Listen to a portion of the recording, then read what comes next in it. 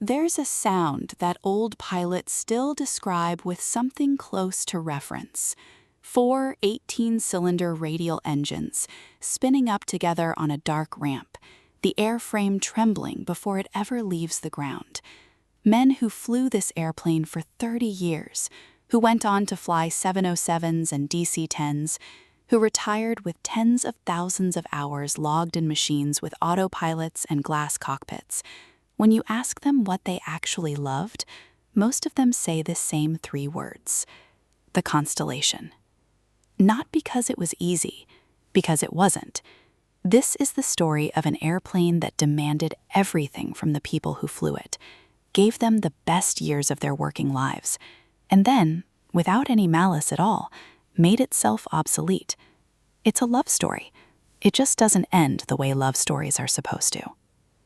In the summer of 1939, Howard Hughes invited three men to his home in Hancock Park: Jack Fry, the president of Transcontinental and Western Air; Kelly Johnson, a young designer out of Lockheed, who would later become legendary for the SR-71 Blackbird; and Robert Gross, Lockheed's president, who had come to hear what the largest shareholder in his airline wanted.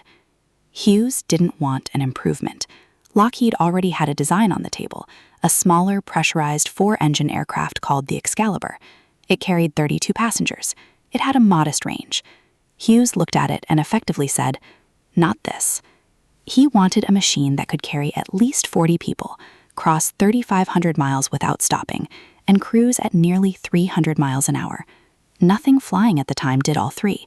By the time that meeting ended, the Excalibur program was dead, and Kelly Johnson had a blank sheet of paper and an impossible brief. What makes this moment worth lingering on is that Hughes wasn't just asking for a bigger airplane. He was asking Lockheed's engineers to solve problems nobody had fully solved yet: sustained high-altitude pressurization, high-speed long-range cruise, and doing it all in secret, because Hughes didn't want a single competing airline to know the aircraft existed until TWA had dozens of them on the ramp.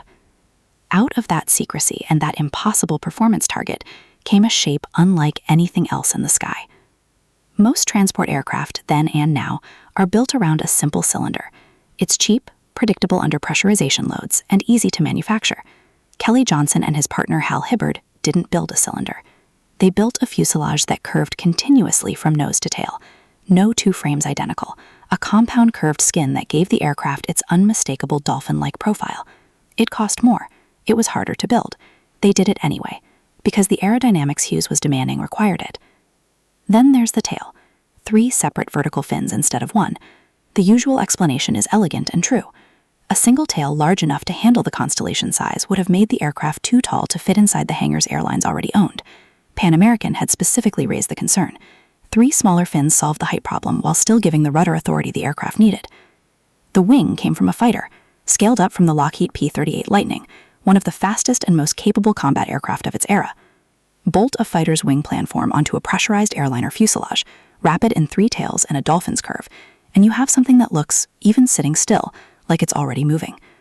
Pilots fell for the Constellation before they ever touched the controls. It was, by a wide margin, the most beautiful thing in commercial aviation. But beauty wasn't the relationship. The relationship was what happened once the engines lit. The airplane that Hughes and Fry had commissioned as a civilian airliner never got to be one, not at first. It flew for the first time on January 9, 1943, painted in military colors, registered as a prototype rather than an airliner, with a Boeing test pilot named Eddie Allen at the controls and Kelly Johnson riding along his flight engineer. It flew from Burbank out to Muroc Field in the Mojave, the same stretch of desert that would later become Edwards Air Force Base. Allen came out of that flight and reportedly said the airplane worked so well they didn't need him anymore. He was right about the airframe. He was about to be proven wrong about the engines.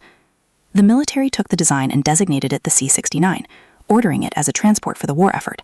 Only a small number were ever fully delivered before the Army canceled the rest of the contract as the war wound down in 1945.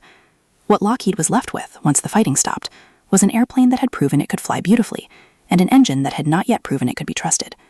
Here is where the love story gets its complication, because every love story needs one, and this airplane's complication had a name: the Wright R-3350 duplex cyclone.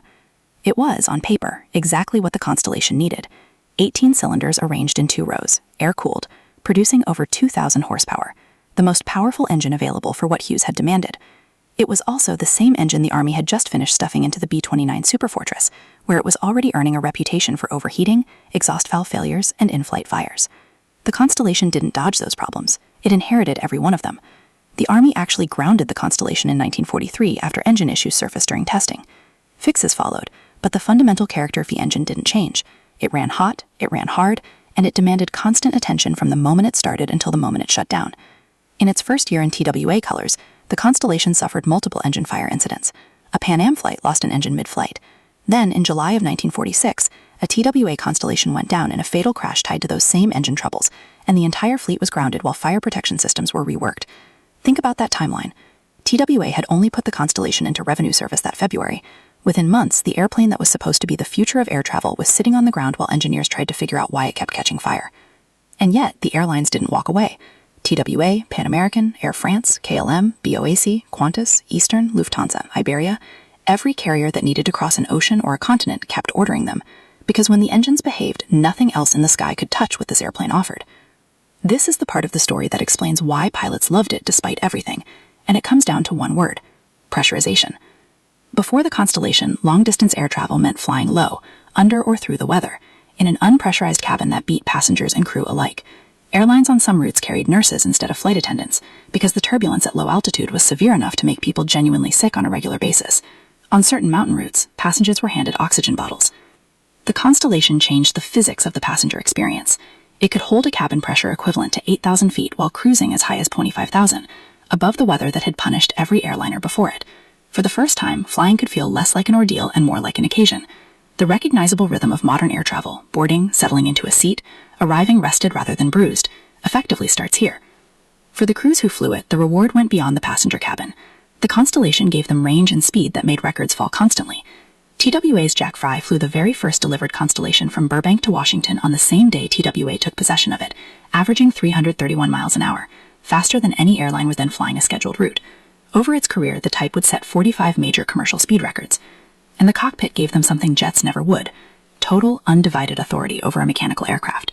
4 pilots, 2 flight engineers, 2 navigators on the longest routes, plotting position the old way, celestial fixes and dead reckoning, over oceans where there were no radio beacons to follow.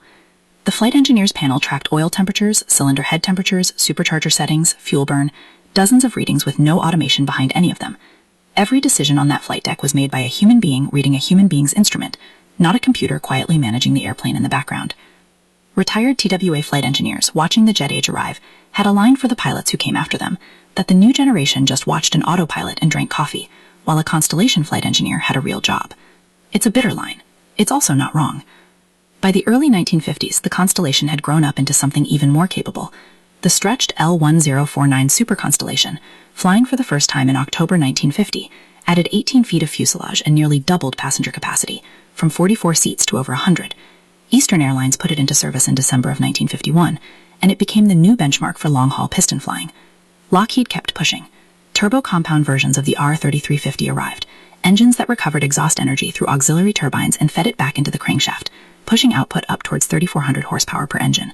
More power meant more range, and more range meant routes that had never been possible on a scheduled airliner before. In November 1956, Lockheed delivered the ultimate version, the L-1649A Starliner, a new wing carrying nearly 9,600 gallons of fuel. Less than a year later, on September 29, 1957, a TWA Starliner flew non-stop from Los Angeles to London in 18 hours and 32 minutes, covering more than 5,400 miles. It remains, to this day, the longest non-stop passenger flight ever completed by a piston-powered airliner. Nothing with propellers will ever beat that record, because nothing with propellers is ever going to try again. TWA's transatlantic crews were flying scheduled legs of 15 to 16 hours with stops at Gander and Shannon. The polar route between London and San Francisco ran over 19 hours westbound and more than 21 coming back. That's not a flight. That's most of a day, spent hand-flying a machine that fought you the entire way, hydraulically boosted controls giving real mechanical feedback for every input, every correction, every adjustment of trim. One pilot who flew Super Constellations out of Guam logged 2,000 hours in the type and called it one of the great experiences of his professional life. That sentiment shows up again and again in the accounts of the men who flew this airplane.